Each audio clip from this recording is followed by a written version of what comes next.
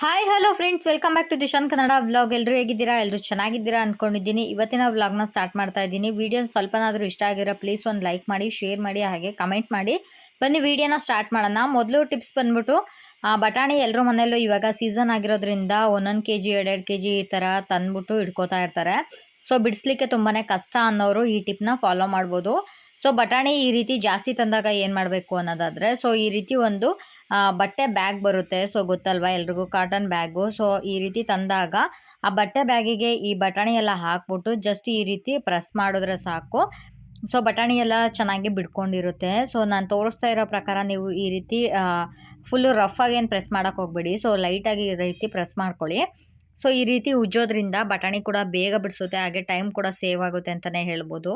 ನಾನಿಲ್ಲಿ ಈ ಥರ ಮಾಡಿ ನಿಮಗೆ ತೋರಿಸ್ತಾ ಇದ್ದೀನಿ. ಸೊ ಇದಾಗಿದೆ. ಸೊ ಇವಾಗ ನಾನು ಓಪನ್ ಮಾಡಿ ತೋರಿಸ್ತಿದ್ದೀನಿ ಬಟಾಣಿ ಯಾವ ರೀತಿ ಬಿಡಿಸ್ಕೋಬೋದು ಅಂದ್ಬಿಟ್ಟು. ಸೊ ನಂತರ ಈ ಬಟ್ಟೆ ಬ್ಯಾಗ್ ಏನಿದೆ ಒಂದ್ಸಲ ವಾಶ್ ಮಾಡ್ಕೊಂಡ್ರೆ ಆಗುತ್ತೆ. ಸೊ ನೋಡ್ತಾ ಇದ್ದೀರಲ್ವಾ ಎಷ್ಟು ಬೇಗನೆ ಆಯಿತು ಅಂತ. ಸೊ ಈ ಟಿಪ್ ಕೂಡ ನಿಮಗೆ ಯೂಸ್ ಆಗುತ್ತೆ ಅನ್ಕೋತೀನಿ. ಸೊ ಬಟಾಣಿ ಕೂಡ ನೀಟಾಗಿ ಎಲ್ಲ ಕಡೆನೂ ಬಿಟ್ಟಿದೆ. ಸೊ ಒಂದೊಂದರಲ್ಲಿ ಒಂದೊಂದು ಎರಡೆರಡು ಇರುತ್ತೆ. ಸೊ ಅದನ್ನ ನೋಡಿಕೊಂಡು ನೀವು ಈ ರೀತಿ ಬಿಡಿಸ್ಕೋಬೋದು. ಈ ರೀತಿ ಬಿಡಿಸ್ಕೊಂಡು ನೀವು ಬೇಗ ಟೈಮ್ ಕೂಡ ಸೇವ್ ಮಾಡ್ಕೋಬೋದು. ಸೊ ನಾನು ತೋರಿಸ್ತಾ ಇದ್ದೀನಲ್ವ, ಸೊ ಆಲ್ಮೋಸ್ಟ್ ಒಂದು 3/4% ಬಟಾಣಿ ಕೂಡ ಬೇಗನೆ ಆಗಿದೆ. ಒಂದು 2 ನಿಮಿಷದಲ್ಲೆಲ್ಲ ನೀವು ಈ ರೀತಿ ಕ್ಲೀನ್ ಮಾಡಿಕೊಂಡ್ರೆ ಬಟಾಣಿ ಬೇಗ ಬಿಡಿಸಲಿಕ್ಕೆ ತುಂಬಾ ಸುಲಭ ಆಗುತ್ತೆ ಅಂತಲೇ ಹೇಳ್ಬೋದು. ಸೊ ಈ ಟಿಪ್ ನಿಮಗೆ ಯೂಸ್ ಆಗುತ್ತೆ ಖಂಡಿತ ಒಂದು ಲೈಕ್ ಮಾಡೋದನ್ನ ಮರಿಬೇಡಿ. ಸೊ ನೋಡ್ತಾ ಇದ್ದಿರಲ್ಲ ಎಷ್ಟು ಬೇಗನೆ ಬಟಾಣಿ ಬಿಡಿಸ್ಕೊಂಡಿದ್ದೀನಿ ಅಂತ. ಸೊ ನೋಡಲಿಕ್ಕೂ ಅಷ್ಟೇ ತುಂಬಾ ಚೆನ್ನಾಗಿ ಕಾಣಿಸ್ತಾ ಇದೆ. ಸೊ ಬೇಗ ಟೈಮ್ ಇಲ್ಲ ಅಂದಾಗ ಈ ರೀತಿ ಮಾಡ್ಕೊಳ್ಳಿ. ಇವಾಗ ನೆಕ್ಸ್ಟ್ ಟಿಪ್ ನೋಡೋಣ ಬನ್ನಿ. ಇವಾಗ ಟೂತ್ ಬ್ರಷ್ಗಳು ನಾವೆಲ್ಲರೂ ಔಟ್ಸೈಡ್ ಟ್ರಿಪ್ ಹೋಗ್ಬೇಕಾದ್ರೆ ಈ ರೀತಿ ಬ್ರಷ್ಗಳನ್ನ ನಾವು 2 days 3 days ಇರೋದಕ್ಕೆ ಈ ರೀತಿ ತೊಗೊಂಡೋಗ್ತಾ ಇರ್ತೀವಲ್ವ. ಸೊ ಇದನ್ನು ಯಾವ ರೀತಿ ನೀಟಾಗಿ ಹಿಡ್ಕೊಂಡು ಹೋಗಬೇಕು ಅನ್ನೋದಾದರೆ, ಈ ರೀತಿ ಒಂದು ಗ್ಲೌಸ್ ತೊಗೊಳ್ಳಿ. ಗ್ಲೌಸಲ್ಲಿ 5 ಬೆರಳುಗಳಿಗೆ ಸಪ್ರೇಟಾಗಿ ಕೊಟ್ಟಿರ್ತಾರಲ್ಲ, ಸೊ ಅದಕ್ಕೆ ನೀವು ಒಂದೊಂದು ಬೆರಳಿಗೆ ಒಂದೊಂದು ಈ ರೀತಿ ಬ್ರಷ್ನ ನೀವು ಹಿಡ್ಕೊಂಡ್ರೆ ಸೊ ನೋಡಲಿಕ್ಕೂ ಕೂಡ ತುಂಬ ಚೆನ್ನಾಗಿರುತ್ತೆ, ನೀಟಾಗಿರುತ್ತೆ. ಹಾಗೆಯೇ ಬೇಗ ಸಿಗ್ಲಿಕ್ಕೂ ಕೂಡ ಹೆಲ್ಪ್ ಆಗುತ್ತೆ ಅಂತ ಹೇಳ್ಬೋದು. ಈ ಟಿಪ್ ಕೂಡ ನೀವು ಖಂಡಿತ ಟ್ರೈ ಮಾಡಿ. ನಾನಿಲ್ಲಿ 4 ಬ್ರಷ್ ಇಟ್ಬಿಟ್ಟು ತೋರಿಸ್ತಾ ಇದ್ದೀನಿ.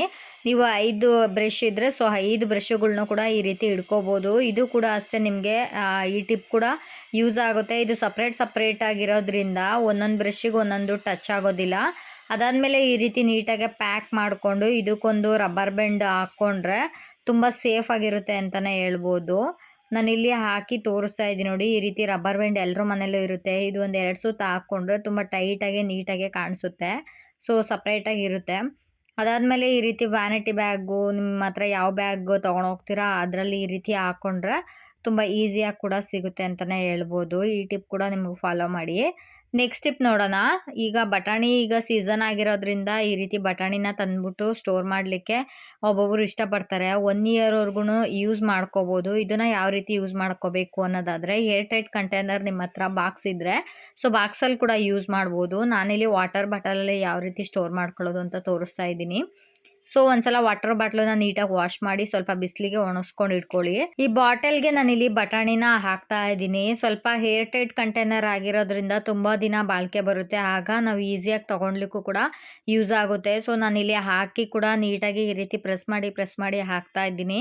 ಈ ರೀತಿ ನೀವು ಸ್ಟೋರ್ ಮಾಡೋದ್ರಿಂದ 1 ಇಯರ್ವರೆಗೂ ಈ ಬಟಾಣಿ ಕೂಡ ಸೇವ್ ಮಾಡ್ಕೋಬೋದು. ಈಗ ಸೀಸನ್ ಆಗಿರೋದ್ರಿಂದ ಒಂದು 2 ರಿಂದ 3 kg ಈ ರೀತಿ ತಂದ್ಬಿಟ್ಟು ನೀವು ಬಾಟಲ್ ಅಲ್ಲದೇ ಏರ್ ಟೈಟ್ ಕಂಟೈನರ್ ಯಾವುದಾದ್ರೂ ಕೂಡ ಆಗಲಿ ಅದರಲ್ಲಿ ಕೂಡ ನೀವು ಸ್ಟೋರ್ ಮಾಡಿ ಇಟ್ಕೋಬೋದು. ಸೊ ನಾನು ಬಾಟಲಲ್ಲಿ ಹಾಕಿ ತೋರಿಸ್ತಾ ಇದ್ದೀನಿ. ಈ ರೀತಿ ಟೈಟಾಗಿ ಕ್ಯಾಪ್ ಹಾಕ್ಬಿಟ್ಟು ಇದನ್ನು ಫ್ರಿಜ್ಜಲ್ಲಿ ಇಟ್ಕೋಬೇಕು. ಫ್ರಿಜ್ಜಲ್ಲಿ ಅಂದರೆ ನೀವು ಐಸ್ ಕ್ಯೂಬ್ ಎಲ್ಲ ಮಾಡ್ತೀರಲ್ಲ ಅದ್ರ ಪಕ್ಕದಲ್ಲಿ ಇಟ್ಕೊಳ್ಳಿ. ನಾರ್ಮಲಾಗಿ ತರಕಾರಿ ಎಲ್ಲ ಇಡ್ತೀರಲ್ಲ ಆ ಪ್ಲೇಸಲ್ಲಿ ಇಡ್ಲಿಕ್ಕೆ ಹೋಗಬೇಡಿ. ಸೊ ನೆಕ್ಸ್ಟ್ ಟಿಪ್ ಅಂದ್ಬಿಟ್ಟು ಹಸಿರು ಮೆಣಸಿನ್ಕಾಯಿ. ಈ ಮೆಣಸಿನ್ಕಾಯಿ ತುಂಬ ದಿನ ಬಾಳಿಕೆ ಬರಬೇಕು ಅನ್ನೋದಾದರೆ ಫಸ್ಟು ಈ ರೀತಿ ಮೆಣಸಿನ್ಕಾಯಿನ ಒಂದ್ಸಲ ನೀಟಾಗೆಲ್ಲ ಕ್ಲೀನ್ ಮಾಡ್ಕೊಳ್ಳಿ. ಕೆಂಪು ಮೆಣಸಿನ್ಕಾಯಿ ಇದ್ದರೆ ತಕ್ಕೊಂಬಿಟ್ಟು ಈ ರೀತಿ ಗ್ರೀನ್ ಕಲರ್ ಮೆಣಸಿನ್ಕಾಯಿನ ಈ ರೀತಿ ತೊಟ್ಟೆಲ್ಲ ಬಿಡಿಸ್ಕೊಂಡು ಇದನ್ನು ನಾನಿಲ್ಲಿ ಕ್ಲೀನ್ ಮಾಡಿ ಇಟ್ಕೊಂಡಿದ್ದೀನಿ. ಸೊ ಇವಾಗ ಪಾರ್ಸಲ್ ಎಲ್ಲ ತಂದಿರ್ತೀವಲ್ವ, ಈ ರೀತಿ ಬಾಕ್ಸ್ ಕೊಟ್ಟಿರ್ತಾರೆ. ಇದನ್ನು ವೇಸ್ಟ್ ಮಾಡೋಕ್ಕೆ ಹೋಗಬೇಡಿ. ಸೊ ಇದನ್ನು ಒಂದ್ಸಲ ನೀಟಾಗಿ ವಾಶ್ ಮಾಡಿಕೊಂಡು ಈ ರೀತಿ ಟಿಶ್ಯೂ ಪೇಪರ್ ಹಾಕ್ಬಿಟ್ಟು ನಾನು ಇಡ್ತಾ ಇದ್ದೀನಿ. ಸೊ ನಿಮ್ಮ ಹತ್ರ ಟಿಶ್ಯೂ ಪೇಪರ್ ಇಲ್ಲಾಂದರೆ ನಾರ್ಮಲ್ ನ್ಯೂಸ್ ಪೇಪರ್ ಕೂಡ ಹಾಕ್ಬೋದು.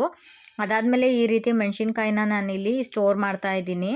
ಇದು ಏರ್ ಟೈಟ್ ಕಂಟೈನರ್ ಆಗಿರೋದ್ರಿಂದ ತುಂಬಾ ದಿನ ಬಾಳಿಕೆ ಬರುತ್ತೆ. ಮೆಣಸಿನಕಾಯಿಲಿ ತೊಟ್ಟೆಲ್ಲ ಬಿಡಿಸಿ ನಾವು ಕ್ಲೀನ್ ಮಾಡಿ ಇಟ್ಟಿರೋದ್ರಿಂದ ಇದು 1 ಮಂತ್ ವರ್ಗುನು ಯೂಸ್ ಮಾಡ್ಕೋಬಹುದು. ತೇವಾಂಶ ಇಲ್ಲ ಈ ಪೇಪರ್ ಏನ್ ಹಾಕಿರ್ತೀವೋ ಸೊ ಅದರಲ್ಲಿ ಇರ್ಕೊಂಡಿರುತ್ತೆ. ಸೊ ನಿಮ್ಗೆ ಆ ಪೇಪರ್ ಏನಾದ್ರು ತೇವಾಂಶ ಇದೆ ಅಂದ್ರೆ ಮತ್ತೆ ನೀವು ಅದನ್ನ ಕ್ಲೀನ್ ಮಾಡಿ ಬೇರೆದ್ ಹಾಕೋಬಹುದು. ಈ ಟಿಪ್ ಕೂಡ ನಿಮ್ಗೆ ಯೂಸ್ ಆಗುತ್ತೆ. ನೆಕ್ಸ್ಟ್ ಟಿಪ್ ನೋಡೋಣ ಬನ್ನಿ. ಹಾಸಿಗೆ ಎಲ್ಲ ಬ್ಯಾಡ್ ಸ್ಮೆಲ್ ಬರ್ತಾ ಇತ್ತು ಅಂದ್ರೆ ಚೆಕ್. ಸೊ 2 ಸ್ಪೂನ್ ಅಷ್ಟು ನಾನಿಲ್ಲಿ ಬೇಕಿಂಗ್ ಸೋಡಾನ ಯೂಸ್ ಮಾಡ್ತಾ ಇದ್ದೀನಿ. ಅದಾದ್ಮೇಲೆ ನಾರ್ಮಲ್ ಆಗಿ ಬೇಬಿ ಪೌಡರ್ ಇಲ್ಲ ಅಂದ್ರೆ ನಾರ್ಮಲ್ ಆಗಿ ನೀವು ಯಾವ ಪಾನ್ಸ್ ಪೌಡರ್ ಯೂಸ್ ಮಾಡ್ತಿರೋ ಸೊ ಅದೊಂದು ಸ್ವಲ್ಪ ಪೌಡರ್ನ ಹಾಕೋತಾ ಇದ್ದೀನಿ ನಾನು. ಇದೆಲ್ಲ ಹಾಕಿದ್ಮೇಲೆ ಚೆನ್ನಾಗಿ ಮಿಕ್ಸ್ ಮಾಡ್ಕೋಬೇಕು. ಸೊ ಈ ಪೌಡರ್ ರೆಡಿ ಆಗಿದೆ. ಇವಾಗ ಯಾವ ರೀತಿ ಯೂಸ್ ಮಾಡ್ಕೊಳ್ಳೋದು ಅಂತ ತೋರಿಸ್ತೀನಿ. ಈ ಪೌಡರ್ ಮಿಕ್ಸ್ಚರ್ ಏನಿದೆ ಅದನ್ನ ಈ ರೀತಿ ಒಂದು ಜಾಲರಿಗೆ ಹಾಕಿದ್ದೀನಿ. ಸೊ ನಾರ್ಮಲ್ ಆಗಿ ಎಕ್ಸ್ಟ್ರಾ ಒಂದು ಜಾಲರಿ ಇದ್ರೆ ಸ್ಟ್ರೈನರು, ಸೊ ಆ ಸ್ಟ್ರೈನರ್ಗೆ ಹಾಕೊಂಡು ಈ ರೀತಿ ಸುತ್ತಲೂ ಹಾಸಿಗೆ ಮೇಲೆ ಈ ರೀತಿ ಸ್ಪ್ರೆಡ್ ಮಾಡ್ಕೋಬೇಕು. ನಿಮಗೆ ಎಲ್ಲೆಲ್ಲಿ ಬ್ಯಾಡ್ ಸ್ಮೆಲ್ ಬರ್ತಾ ಇದೆ ಅಲ್ಲೆಲ್ಲ ಈ ರೀತಿ ಹಾಕೋಬೇಕು. ಸೊ ಇದು ಒಂದು ರೀತಿ ಡ್ರೈ ಕ್ಲೀನ್ ಥರ ಆಗುತ್ತೆ ಅಂತಲೇ ಹೇಳ್ಬೋದು. ನಾನು ಈ ರೀತಿ ಎಲ್ಲ ಕಡೆನೂ ಸುತ್ತಲೂ ಹಾಕೊಂಡಿದ್ದೀನಿ. ಇದನ್ನ ಇವಾಗ ಒಂದು ಟೀ ಶರ್ಟ್ ತಗೊಂಡಿದ್ದೀನಿ. ಈ ಟೀ ಶರ್ಟ್ ಮೇಲೆ ನಾನಿಲ್ಲಿ ಈ ತರ ಪ್ಯಾನ್ ಇಡ್ಕೋತಾ ಇದ್ದೀನಿ. ಈ ತರ ಪ್ಯಾನ್ ಇಲ್ಲ ಅಂದ್ರೆ ನೀವು ಕುಕ್ಕರ್ ಮುಚ್ಚಳ ಬರುತ್ತಲ್ಲ ಸೊ ಅದನ್ನು ಕೂಡ ಇಡ್ಕೋಬಹುದು. ಈ ಟೀ ಶರ್ಟ್ ನ ಈ ರೀತಿ ಸುತ್ತಬಿಟ್ಟು, ಸೊ ಇದು ಒಂದೇ ಲೆವೆಲ್ ಅಲ್ಲಿ ಇರುತ್ತೆ. ಸೊ ಹಾಗಾಗಿ ಇದು ಈ ಟಿಪ್ ಕೂಡ ಯೂಸ್ ಆಗುತ್ತೆ. ಈ ರೀತಿ ಸ್ಕ್ರಬ್ ಮಾಡ್ಕೋಬೇಕು. ಈ ರೀತಿ ಸ್ಕ್ರಬ್ ಮಾಡೋದ್ರಿಂದ ನಾವು ವೈಟ್ ಬಟ್ಟೆ ಯೂಸ್ ಮಾಡಿರೋದ್ರಿಂದ ಎಕ್ಸ್ಟ್ರಾ ಏನಾದ್ರು ಇದ್ರೆ ಆ ಬಟ್ಟೆ ಮೇಲೆ ಹೋಗುತ್ತೆ. ಈ ರೀತಿ ಹಾಸಿಗೆ ಮೇಲೆ ಸುತ್ತಲೂ ಈ ರೀತಿ ಸ್ಪ್ರೆಡ್ ಮಾಡಬೇಕು. ಸೊ ನೋಡ್ತಾ ಇದ್ರಲ್ಲ, ಸ್ಪ್ರೆಡ್ ಎಲ್ಲ ಮಾಡಾದ್ಮೇಲೆ ಒಂದು 10 ರಿಂದ 20 ನಿಮಿಷ ಹಾಗೆ ಬಿಡಬೇಕು.